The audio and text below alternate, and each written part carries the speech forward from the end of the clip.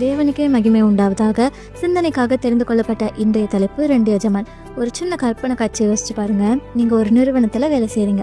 அங்க உங்களுக்கு 2 பாஸ்.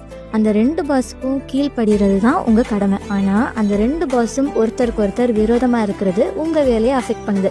எப்படின்னா, ஒரு பாஸ் சொல்லி நீங்க செஞ்ச வேலை இன்னொரு பாஸ்க்கு பிடிக்காது, இல்லைனா இன்னொரு பாஸ் சொல்லி நீங்க செஞ்ச வேலை அந்த பாஸ்க்கு பிடிக்காம இருக்கும். நாள் போக்கில் ஒரு பாஸ்க்கு ஏற்ற மாதிரி ஃபேவரபிளாக நீங்கள் நடக்க வேண்டியிருக்கும். இப்போ சொல்லுங்கள், இந்த மாதிரி ஒரு கம்பெனியில் வேலை செய்ய உங்களுக்கு பிடிக்குமா? இல்லைல்ல.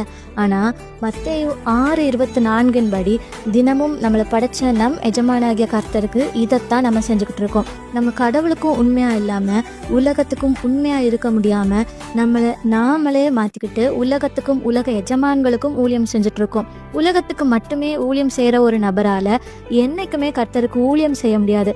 கர்த்தருக்கு உண்மையான ஊழியம் செய்ய முடியாத ஒரு நபருக்கு அவருடைய ராஜ்யத்திலையும் இடமில்லைன்னு சொல்லப்பட்டிருக்கு. ஸோ யாருக்கு ஊழியம் செய்யணும்னு நீங்களே தீர்மானிங்க. ஆமேன்.